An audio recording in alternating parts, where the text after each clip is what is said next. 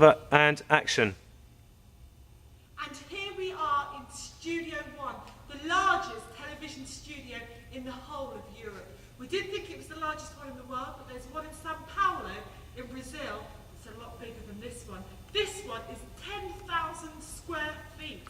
If you look above you here, what you can see is a saturated lighting rig. There are 600 lights above you. Each light is blasting out approximately 5 kilowatts of heat, which is equivalent of a 5-bar fire. So if you multiply that by 600, well, I'll let you do the maths. This rig, unlike theatre... Okay. And action. And here we are in Studio One, the largest television studio in the whole of Europe. We did think it was the largest one in the world, but there's one in Sao Paulo in Brazil that houses Brazilian soap opera, which is a lot larger. Well, here we are in Studio One. We've made it the largest television studio in the whole of Europe. We did think it was the largest one in the world, but there's one in Sao Paulo in Brazil that is much bigger than this, that houses Brazilian soap opera. This studio is 10,000 square feet. If you look above you, you will see 600 lights.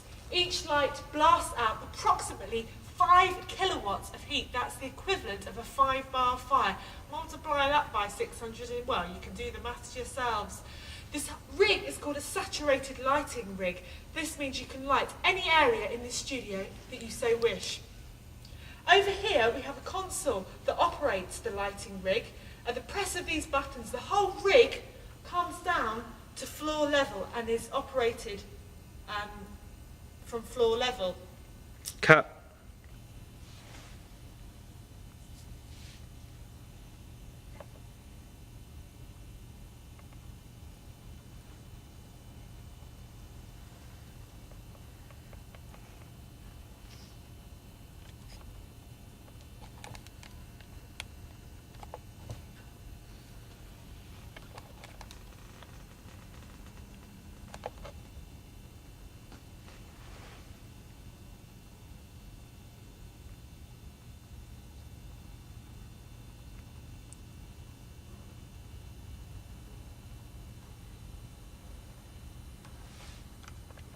And action.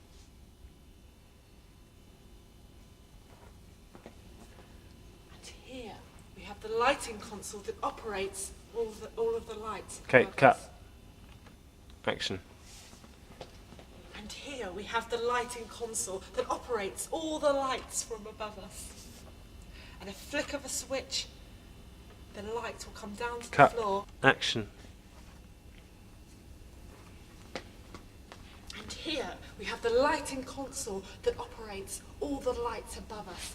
At a flick of a switch, we can operate the lights so that they come down to floor level, and we can change the light. On one side there is a spotlight, a very harsh light, and on the other side there is a very soft light with the grill.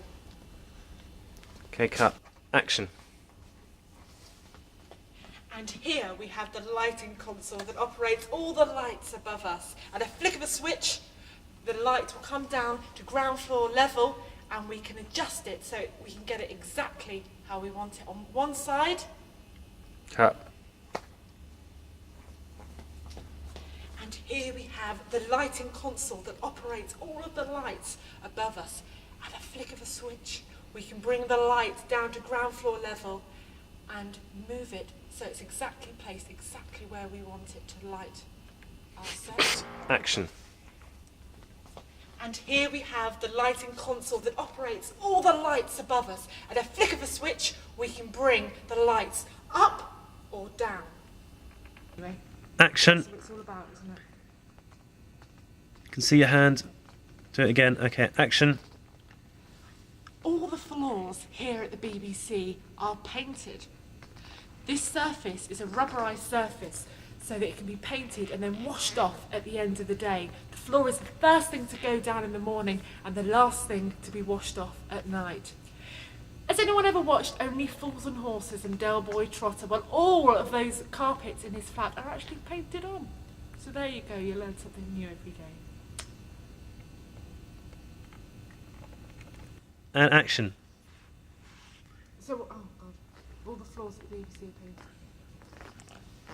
All the floors here at the BBC are painted on. They're the first thing to be painted on in the morning. Cut. Roll over and action. All the floors here at the BBC are painted on. They're the first things to go down on the floor in the morning and the last things to come off at night. Somebody comes along with a great big machine that looks like one of the machines you get at the ice rink and washes it all off. Live and Kicking, significantly, has a different floor every single week in order to keep it cool and trendy and up to date.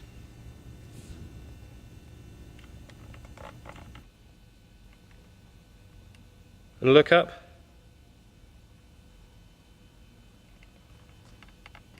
Action.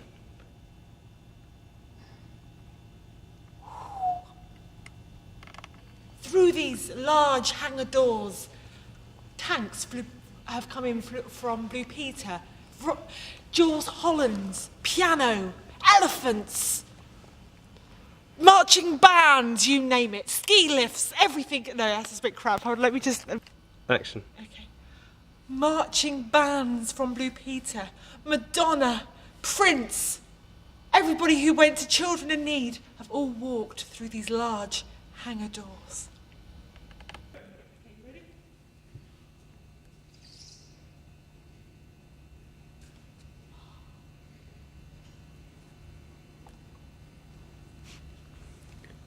Can we have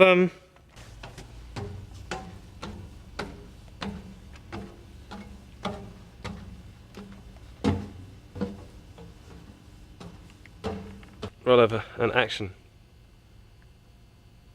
All the large BBC dramas such as I, Claudius, Elizabeth R, all the big charity events like Children in Need, Red Noses, have all come from this studio here.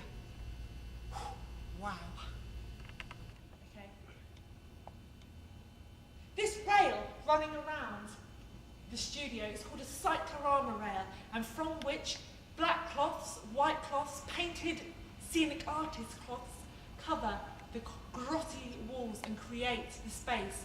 Black cloths generally create a more intimate space, whereas white cloths, such as the one over there, create a more wide, open expanse.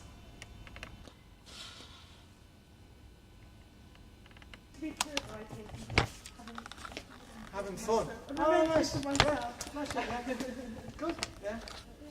Might as well. Yes, the problem is it's locked. We're going to need a technician to open it. So we have to go around the other way because it's all locked up. Because there's millions of pounds worth of equipment in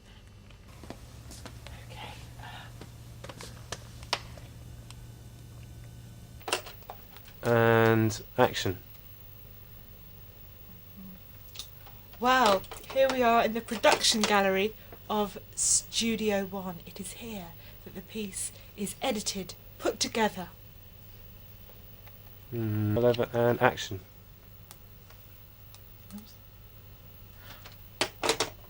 Welcome to Studio One's production gallery. It is here that the production is edited, put together like pieces from a jigsaw puzzle. Roll over and action. Behind me, that's a bit naff, isn't it? That's good. Does it look alright? Okay, still rolling. Action. Behind me is a bank of monitors. It looks a bit like a bad day at Dixon's. These can be set up in any way your production team so wish, but there is an industry standard that normally does apply. On this side here, you'll have your outside broadcasts, your journalist on the street. On the middle screens here, you'll have your cameras connected to the studio floor. And on this side here, you'll have your still images and your extra VT image. But the most important screen of all is this screen. Ta-da! The transmission screen, your final Okay, end sorry, but product. you're just out of shot there. Okay, so I'm going to tell you an action. Behind me is a bank of monitors. Okay, we'll do it again because you did it too quick. Roll over and action. Behind Behind me is a bank of monitors. It looks a bit like a bad day at Dixon's. These can be set up in any way that you, the production team, so wish, but there is normally an industry standard that does apply. On this side here, you'll have your outside broadcast, your journalist on the street. Here, is that alright? Yeah, it's fine. I just see you looking a bit... Yeah, no, I was just Oh, right. interested. Action. No, I can see you, can see you, can see you. Action. Behind me is a bank of monitors. It looks a bit like a bad day at Dixon's. These monitors could... Oh, fucking hell. And action.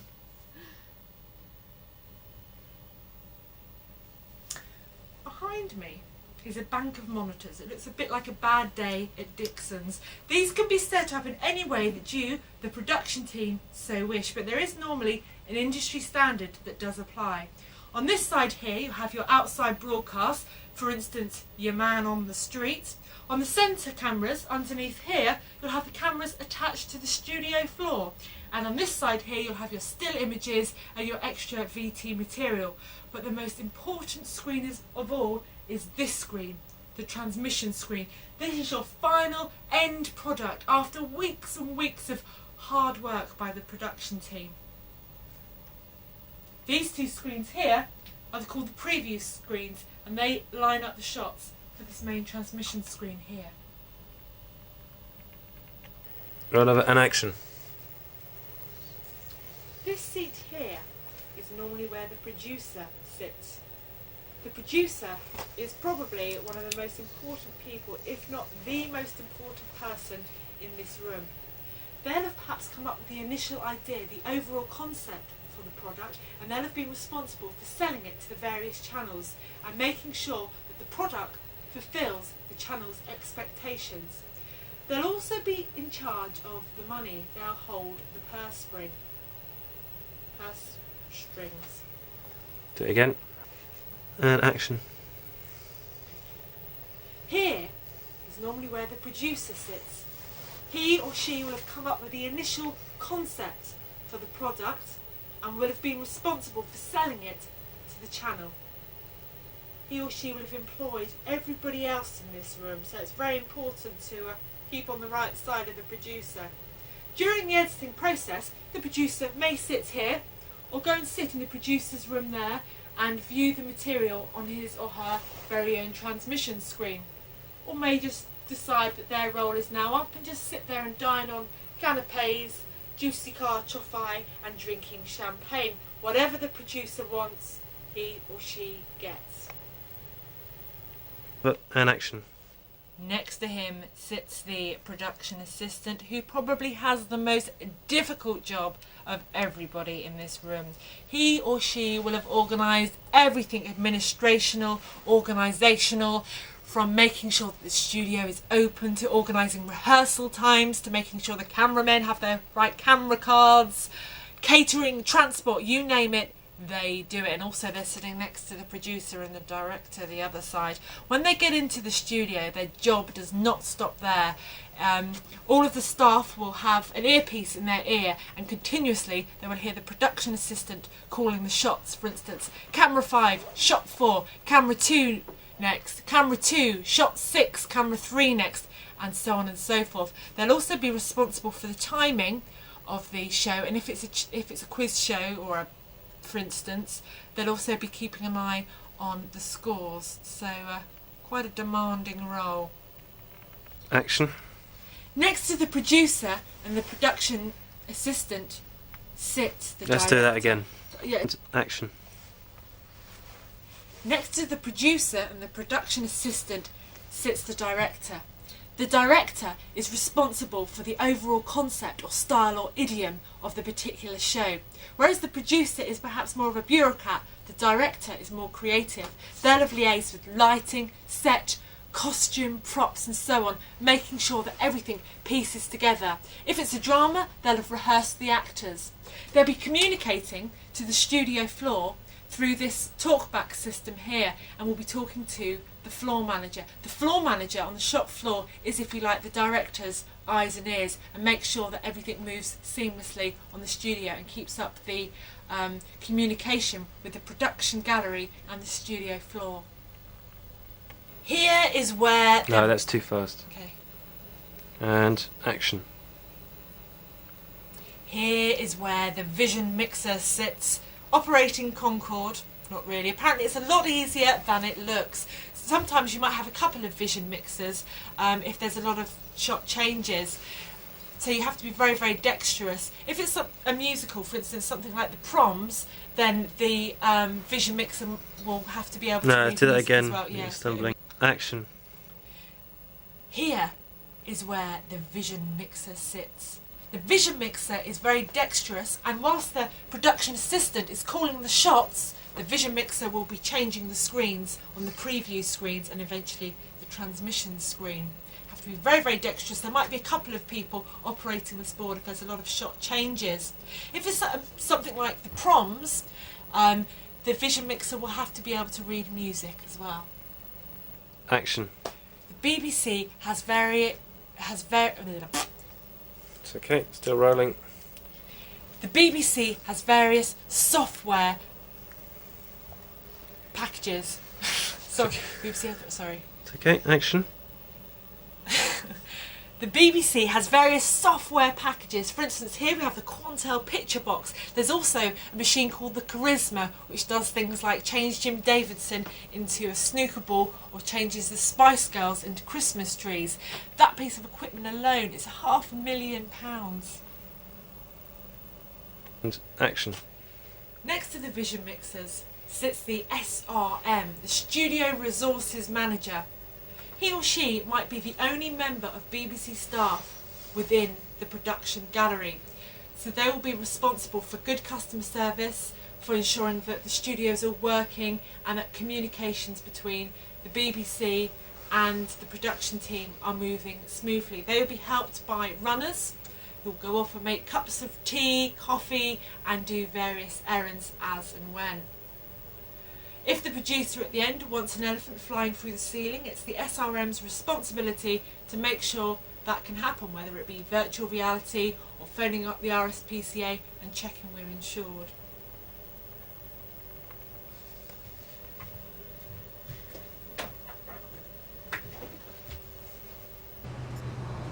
And action. And here we are, sitting on the set of Blue Peter, the longest running children's programme in the world. Started in a very limited way back in the 1950s, just a quarter of an hour a week. Little girls were shown dollies, little boys shown how to play with train sets.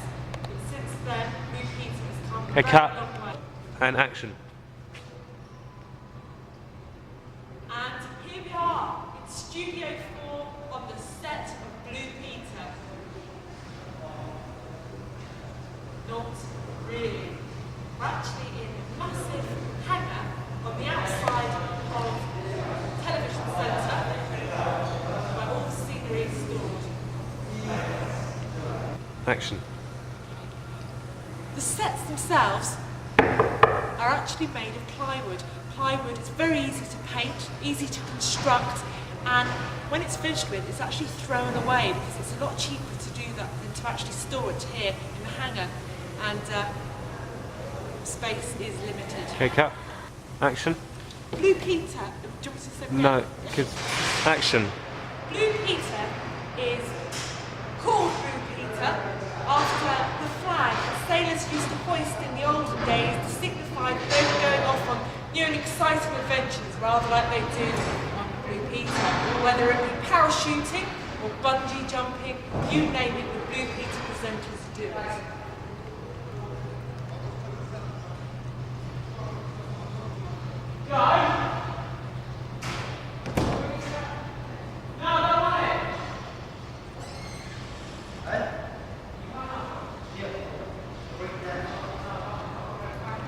Action. They've recently upped the No, colour. that was too quick. Do it again. They've recently upped the colour on a lot of children's programmes on BBC One to compete with the other side. For instance, just behind me, you will see the colourful set for Blue Peter, every colour under the rainbow, not the blue and white ship of the olden times.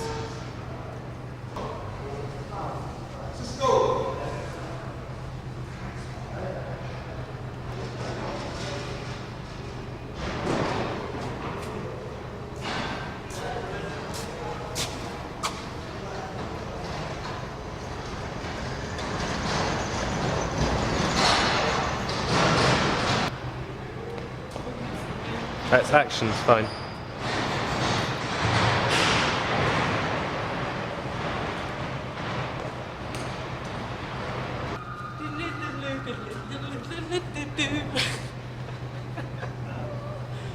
Fired.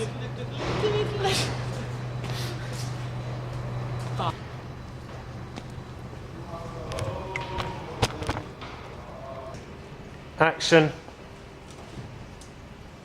Hello. And here we have one. Sorry. Do that again, that the frame.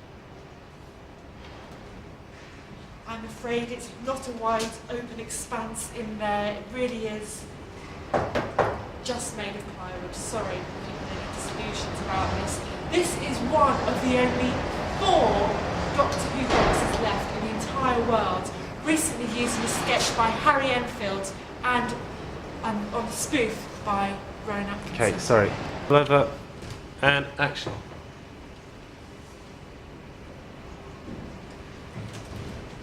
No, I'm afraid it's not a wide open expanse inside the TARDIS, but it really is just an empty box made of plywood. That is just one of the 4 Doctor Who boxes left in the entire world, recently used on a spoof by Harry Enfield and a spoof also by Rowan Atkinson.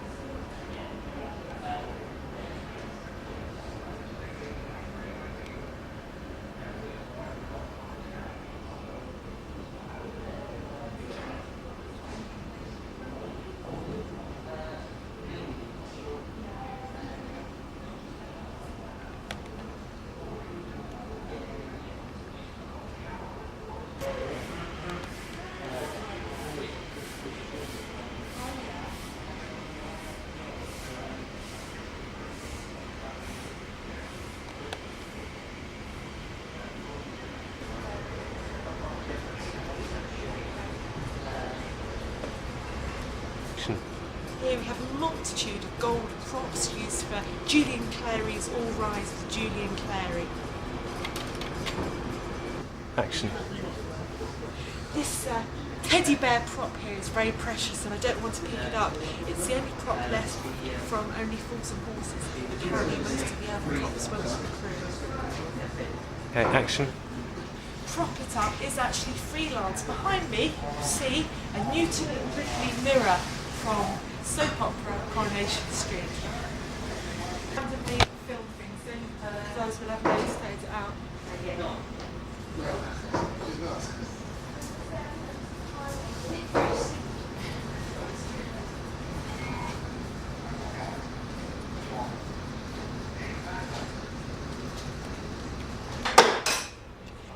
And here we have a plethora of lamps. You have to be very careful if you're choosing a lamp from here, prop it up, because if it's appeared on Only Fools and Horses and then appears again in EastEnders, people will notice and we do get letters. Action. And here we have a plethora of lamps. We have to be very, very careful when choosing our props because if they have been seen on one programme, for instance, EastEnders, and then reappear on... Sorry, I can't think of the programme. What did you... Action. And here we have a plethora of lamps. We have to be very careful when choosing your props because if a lamp has appeared on EastEnders and then reappears on Men Behaving Badly, people do notice and we do get letters. Action.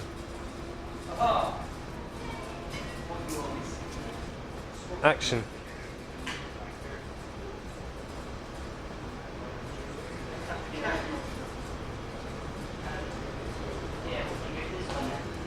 Action.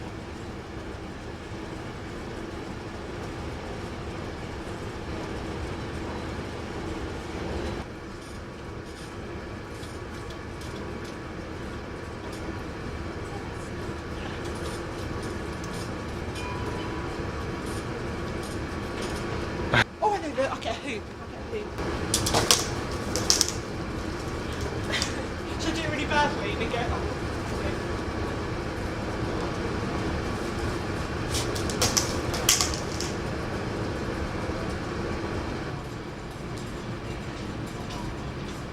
Action. Still.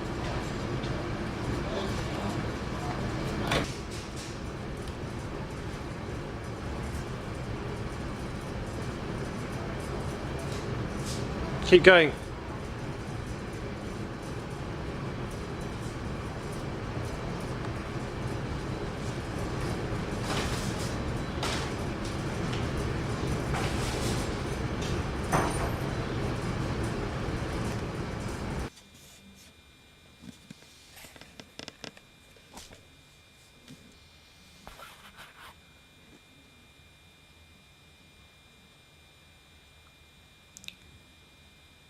When I look into the mirror, what do I see? What do I really see?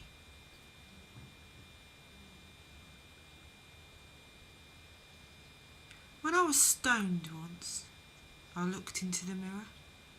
I never got stoned again. And I saw this old face, this leathered elephant skin with little holes in it, and these green eyes like witches' eyes, and these airy eyebrows.